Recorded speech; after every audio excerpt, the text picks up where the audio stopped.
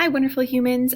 So today in class, what we did was we went through and talked a little bit more about the documents that you were supposed to analyze for class today. Your classmates got the chance or opportunity to discuss their analyses with their classmates before they shared out with me. So I'm quickly going to go through and talk about those documents then. Again, we are really looking for and talking about the dynamics of the ethnic and religious diversity within the Ottoman Empire. And so our number one goal is to see whether or not that document talks about ethnicity or religion, or if it just talks about diversity as a whole within the empire, and what does that mean? We talked yesterday about how document number one talks a lot about religious diversity, because we saw here how it talked about the Islamic and Arabic the Islamic faith and the Arabic language, and how that's considered a minority now within the empire in the late 1800s, compared to other portions of the empire that are going to be considered the majority, with examples such as Christianity. In document number two, then, we said this one was ethnic, gave it away when it tells you here's the ethnic group, and all of the different examples of those subgroups. Then this is where we really start to take a look at nationalism and how that's going to play into the dividing up of the Ottoman Empire after World War I. What's going to be considered a state out of that nation, and which ones are going to kind of be lumped together in terms of ethnic groups and create some problems in the future. So this one we analyzed or talked about how the Turks don't necessarily have a majority rule. They're not over 50%. However, they are the largest group compared to the others, the Greco-Latins, the Slavic, the Persians, the Semites, and so on. So that was what we talked about for document number two. Document number three, we talked about how this is a conflict between the Christians and the Muslims. It talks here about the ceaseless cause of misery to millions of Christian people. Again, as you can see from this point of view, which we'll talk about in a second, it's evident or obvious that this person is talking about it from the perspective of, woe are the Christians, this is all happening to us. Somebody not in necessarily the Ottoman Empire, so kind of an outsider looking in, and we already know from our historical knowledge that conflict that those two groups had previously. Document number four, talking about the Ottoman Constitution. We really went through this one and talked, okay, what does article number 1 say? What does article number 4 say? Article 9 and 11. Article number 1 really talked about that unity piece, or not being separated. You can see that here in this last line where it says, from which no portion can be detached under any pretext whatever.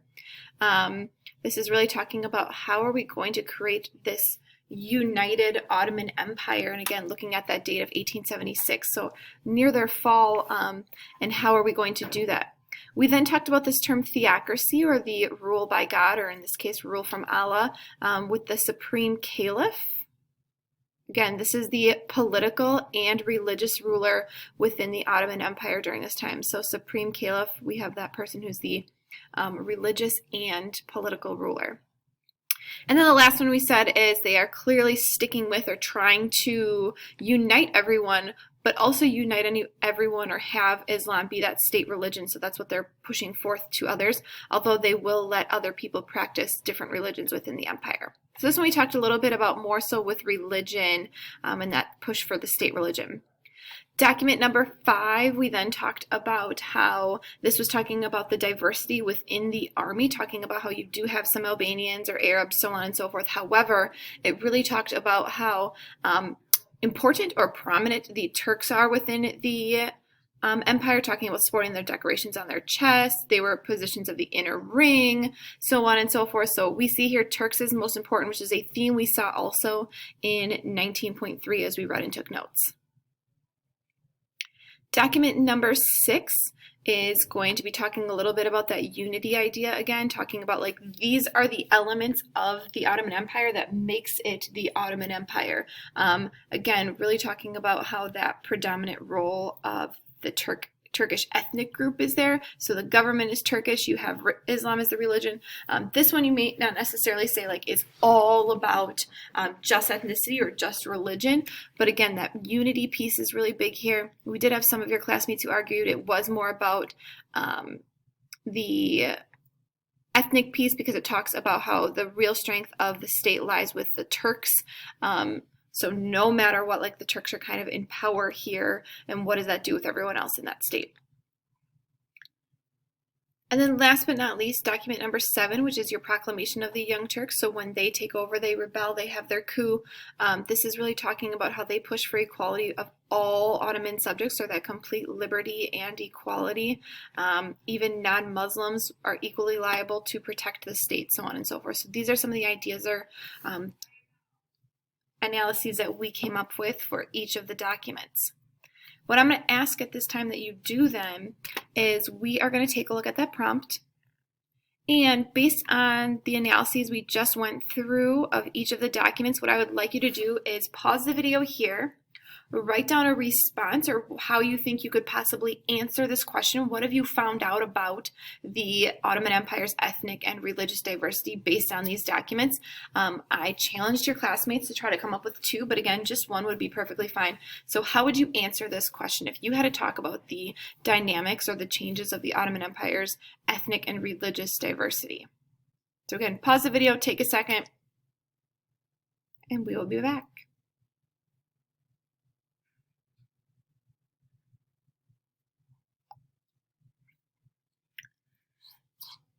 All right, lovely humans, and welcome back. The next thing that we are then going to go through and talk about is the author's point of view. Now, generally what I do, as you can see how I have it organized before, is I always put the analysis of the document or how is it trying to answer that prompt on the left-hand side. And then on the right-hand side, I talk about author's point of view. Your author's point of view, we usually are going to follow this acronym called HAPPY, which I will be introducing later. But you're also ultimately going to look at, based on the historical context of that time period, right? What is influencing the author to write in that way? Is it going to be his job title? Is it going to be where that person is from? Is it going to be, something that has happened to that person based on our historical knowledge? But keep in mind, and this is what I told your classmates as well, a lot of times when you're going to go through documents or go through a DBQ, there's a very good chance you're never going to have heard of this person. And so really it's more so about analyzing other things you can find out, talking about their bias or why are they leaning a certain way here.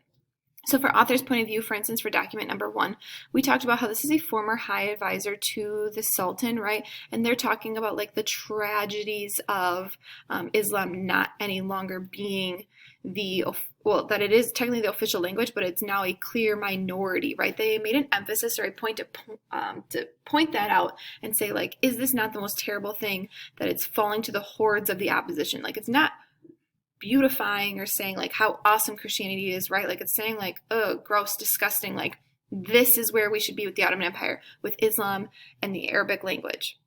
As a former high advisor to the Sultan, one of the things I said was, well, of course they want to remain loyal to the old ways of Islam and to the Sultan. That's what they were brought up doing. That was their job title back in the day. And what I always call this is like they've drank the Kool-Aid, right? Like that is what they've grown up learning. And that's where their beliefs fall. And so that's one of the things I would write down here for author's point of view. So then what I challenge your classmates to do is go through and pick out 3 other documents that they were going to go and analyze. Now they got to do this with a partner, but you're just going to have to do it on your own. And we can always share out later, but you again are going to go through and do author's point of view for 3 more documents. So again, how does that perspective of that author influence how they write, whether it be their job title, the time period, where they're from, so on and so forth. Once you are all done with that, that's all we did for class yesterday. So again, we've gone through, we've analyzed docs, we've started to brainstorm ideas of how we could answer that prompt and started to discuss author's point of view. In class today, we then are going to be discussing and talking about what does an actual DBQ look like. Thanks, lovely humans. I hope you have a fantastic day. Reach out if you have any questions. Bye.